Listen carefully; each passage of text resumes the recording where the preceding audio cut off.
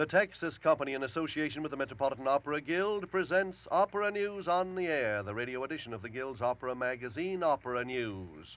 Today, with Boris Goldovsky, Opera News on the Air will describe the lyric and dramatic greatness of Norma's music. And we are especially privileged to welcome as our guest an artist whose name has been honored throughout the world and whose metropolitan performances are spoken of as operatic events never to be forgotten, Miss Rosa Ponselle. Her glorious voice and inimitable interpretations place Miss Ponselle among the greats in singing history of the past and of today. Gioconda, Santuzza, Leonora, Carmen, Violetta, Donna Anna, Rezia in the first Metropolitan production of Weber's Oberon, Giulia in the Metropolitan premiere of Spontini's La Vestale, are the names of just a few of the operatic heroines Miss Ponselle created each time she sang. But perhaps the most memorable of all her roles was that of Norma. Yes, it is a very special occasion to have as our guest this afternoon Miss Rosa Ponselle. And now, Boris Goldovsky. Good afternoon, ladies and gentlemen. The score of Bellini's Norma contains perhaps the most exalted music ever composed for the soprano voice. Bellini's vocal line has infinite eloquence. Extended legato phrases, modulated to a murmur, florid cadenzas of majestic dignity, or outbursts of vicious anger are lavished on every page. The moods and emotions of the drama are emphasized in the vocal line, and it is no wonder that since the first performance of Norma, 123 years ago, not more than 6 or 7 sopranos have been glorified as truly great Normas. It is my pleasure to introduce to you today one of the most glorious, Rosa Ponselle. Those are overwhelming words, Mr. Goldovsky, and I must confess they give me a feeling of real nostalgia. No less than they do for all of us, Miss Ponselle. After all, it's been 17 years since your retirement from the Metropolitan, and our listeners write us constantly asking for news of you, wanting to know why you don't sing anymore and what you have been doing with that glorious voice. But I do sing, Mr. Goldovsky. How could I ever stop singing? I've made many recordings in my home, and maybe someday I might even release them. But you were so young when you retired. At the very height of your career, Miss Ponselle. What have you been doing since? When I moved to Baltimore, well, I made a new life for myself. I couldn't resist the chance to do all the things I wanted to do, which were impossible during my career. A life of leisure doesn't sound like you, Miss Ponselle. At least not 17 years of it. Well, actually, the last 4 or 5 have been very busy. But brace yourself, Mr. Goldovsky. My activities may astonish you. I am the artistic director of an opera company, the Baltimore Civic Opera. Any questions? Naturally, lots of them. Why? How? Well, one day a committee from the Baltimore Civic Opera came to my house and said, Miss Ponselle, won't you help our young singers? And before I knew it, I was in the thick of things. That's the how. The next question will be what, Miss Ponselle? What are your duties? Rather, I should say, since you are the artistic director, what are your specific responsibilities? Well, truthfully, Mr. Goldovsky, it isn't a matter of duty or responsibility. So many things happen, and do. When you're trying to run an opera company, as everyone knows, one finds themselves doing anything and everything. Well, just let's call me a jack of all operatic trades.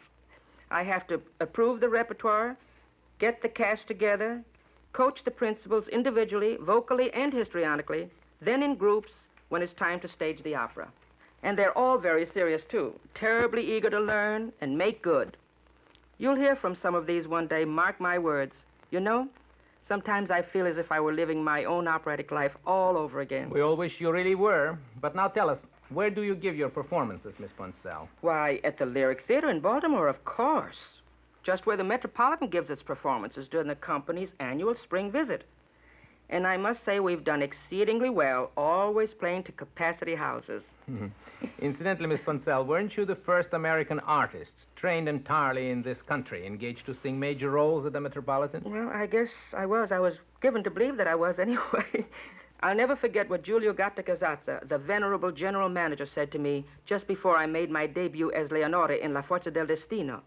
Rosa, he said, if you make good, I will open the doors of the Metropolitan to all American singers.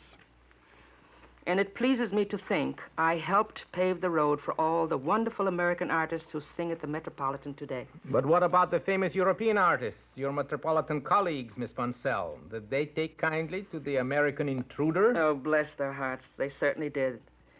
They were wonderful to me.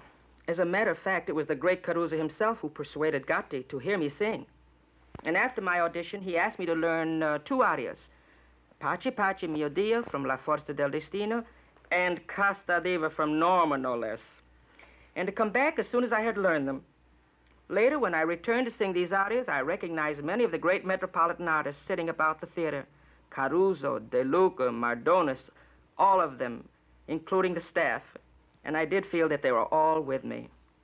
Anyway, I got through the first aria, Pace Pace Mio Dio, but towards the end of the Casta Diva, I suddenly realized the enormity of where I was and what I was doing.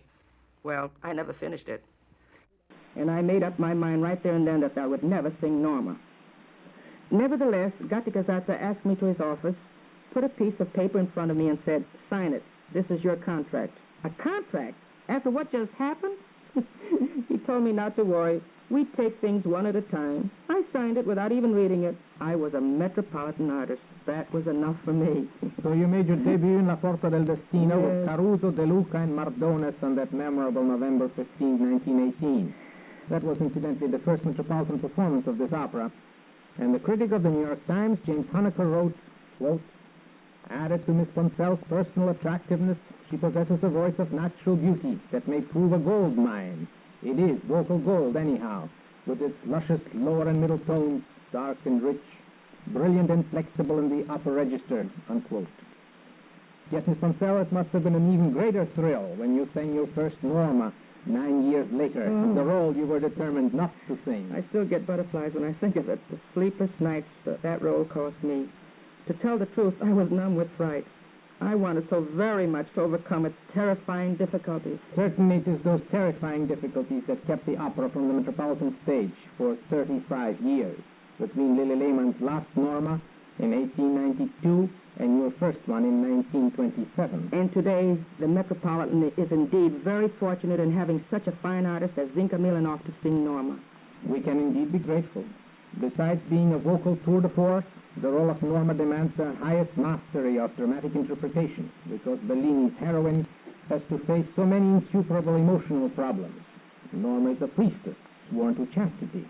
Yet she has fallen in love and borne 2 sons to Pollione, the leader of her country's enemies. Truly, Mr. Goldovsky, this one role seems to encompass every anguish and emotion that any one woman is capable of. Religious devotion, amorous passion, friendship, mother love, filial love, each one expressed in jealous or cruel tirades of vindictive hatred, along with gestures of resignation and self-sacrifice. Wouldn't you say, Miss Ponselle, that Norma is a victim of her own passions and temperaments? Although her first entrance on the stage belies any such human weaknesses, for she appears as the high priestess of the Druids, noble, supreme, all-powerful, leading a solemn procession to the altar in the sacred grove. Norma is to cut the branch of mistletoe, the Druid symbol of peace, and in commanding tones she forbids her people to go to war with the Romans. To me, the aria that follows, Casta Diva, is the most beautiful and sublime melody in all opera. Norma prays to the goddess of the moon, prays for peace.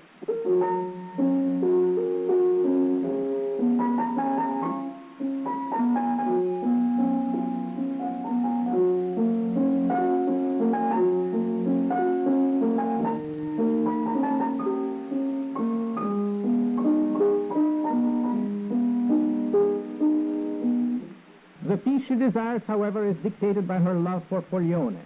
Norma cannot help deploring her people's hatred toward the man she loves, and she expresses her longing to have him return to her. She's ruled by her heart, and her music reflects her impatience.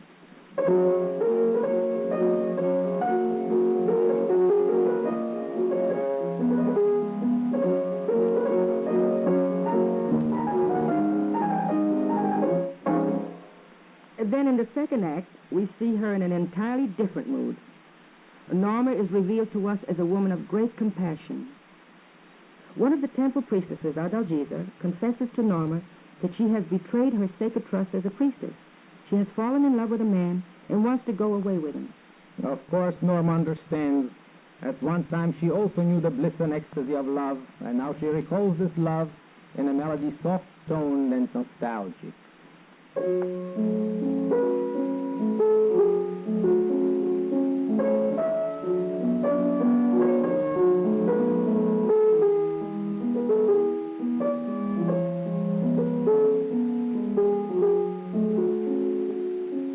Norma then promises to help Adalgisa escape. I will release you from your vows, she says, and makes every effort to dispel Adalgisa's misgivings. At the same time, the rhythm of her music becomes more animated and the melody more cheerful as she urges her friends not to be discouraged.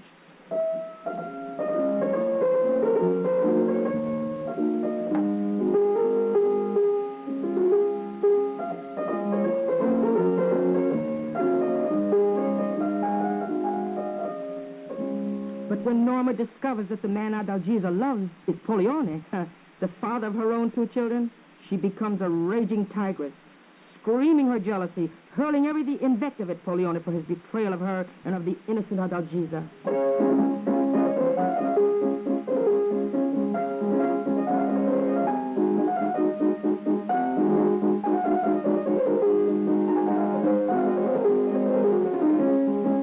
But Norma's moment of greatest torment is still to come. Mother love and murder present a staggering conflict of emotion. Norma has decreed that her children must die to save them from Pollione. She approaches the bed where they are sleeping, raises her dagger to commit the horrible deed, but the dagger falls from her hand. Dear children, she sings.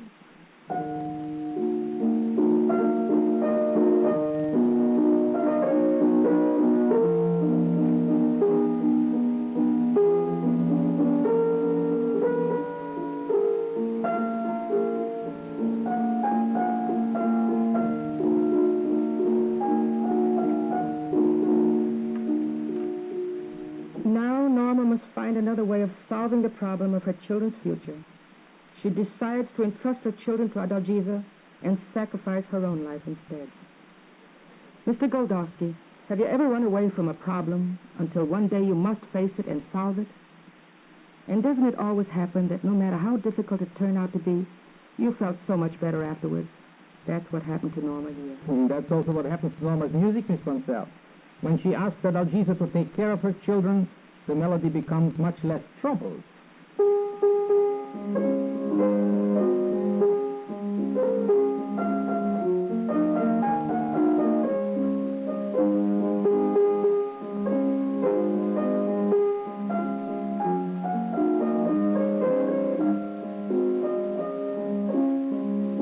Eventually, the music sounds almost light-hearted.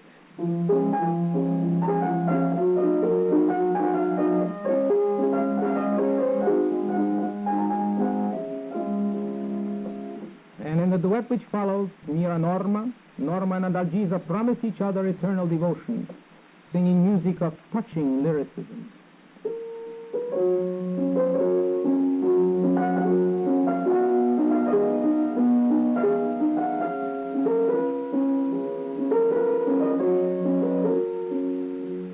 Adalgisa has promised to renounce Pollione, and the duet ends joyously, despite the sacrifices everyone involved must make.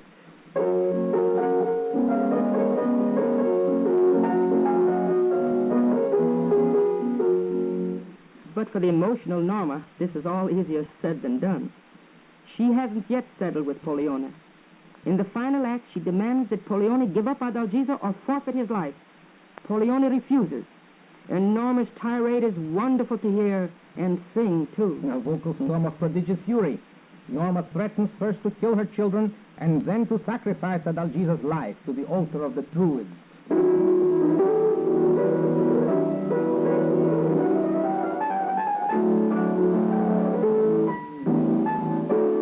Then Norma proceeds at once to carry out her mighty threat. Summoning everyone back to the temple, she pronounces her judgment. A new victim is to be offered for sacrifice. But it is not Adalgisa, as Pollione expects. It is Norma. Then, turning to Pollione, she tells him that despite everything, he will always be bound to her. even beyond the grave.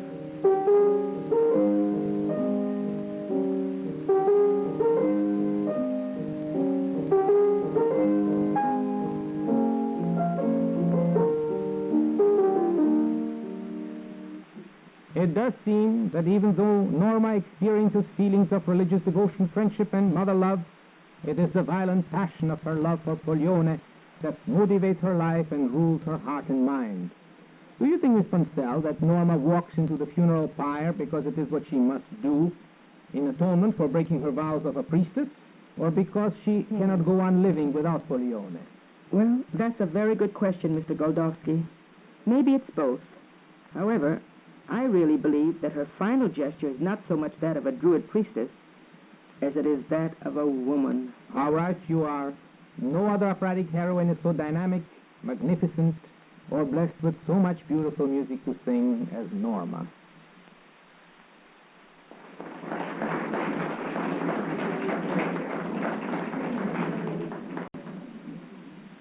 Thank you, Boris Goldovsky, and thanks to your distinguished guest, Miss Rosa Ponselle.